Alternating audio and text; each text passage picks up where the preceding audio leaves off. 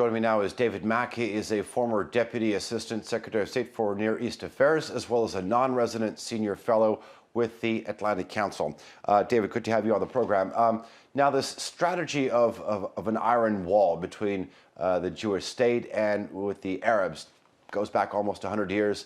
The idea being that Israeli strength will, in the end, make the Arabs realize that their only choice is to acknowledge its existence. I mean, is this the driving force here, or Trump's Middle East peace plan? Oh, certainly. This has nothing to do with Trump's Middle East peace plan. First of all, there's never been a war between the UAE and Israel or between Bahrain and Israel.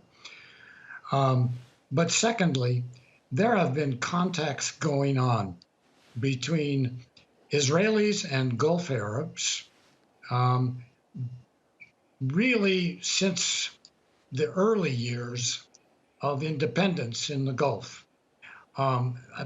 Initially very covert, very discreet, but with the Madrid conference at the end of 1991, the contacts became open.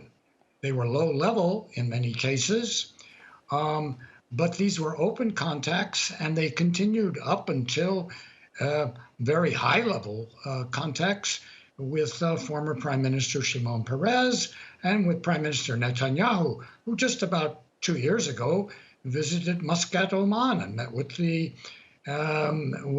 late Sultan of Oman. So this is a process that's been going on, and basically President Trump is trying to take credit for it. It was not, of course, what he said he was going to do. He said he was going to make peace between Palestinians and Israelis, where there had been, in effect, a state of war.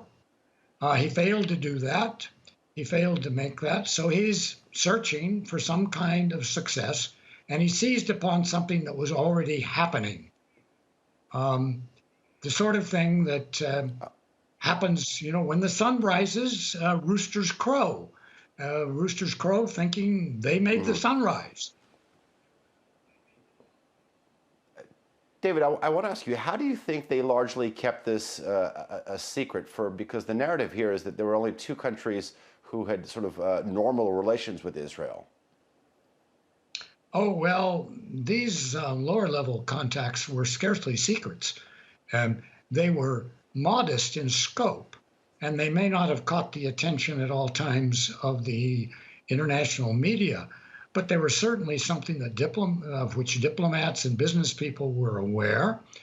And occasionally there would be small notes in the media about visits that took place and contacts, such as those that we've talked about recently. But it's the nature of what we call public diplomacy, I suppose, that something that was taking place at a modest level suddenly got hyped for public relations purposes by two people who have a personal need to see this happen. This is the way that Prime Minister Netanyahu hopes to stay out of jail and to remain Prime Minister of Israel. This is the way that President Trump hopes to be reelected. He said he was going to do all kinds of great things in foreign policy. There has been really no significant foreign policy victories. And so he has seized upon this development that was already happening and is proclaiming a great victory for his peace diplomacy. Besides sort of like putting a title of normalized relations between these three countries, what do all three get out of this? Well, it remains to be seen what the United Arab Emirates and Bahrain will get out of this. I think in those cases, it's not being done for personal, political, or financial reasons by the main players in the UAE and Bahrain. They are doing it having calculated that there are certain pragmatic advantages.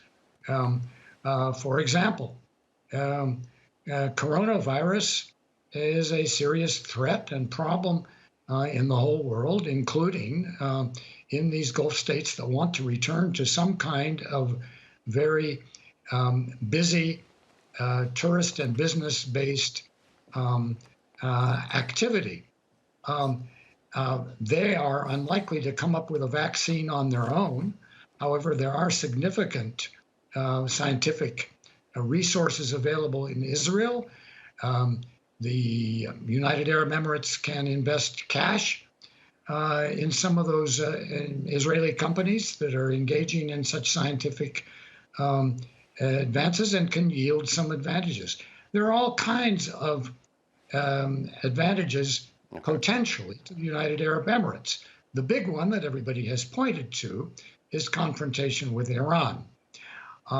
That's true. That's important to have a united front with the United States, and everybody knows that if you improve your relations with Israel, it will have at least some marginal improvement with the United States. There are also arms deals that United Arab Emirates would like to be able to conclude with the United States, and this will certainly help. And there are any number of reasons why this might be to the advantage of the UAE and of Bahrain. Okay, I would have liked to talk about Iran, but I'm afraid we're going to have to leave it there. David Mack, thank you very much for joining us here on TRT World. I do appreciate your analysis.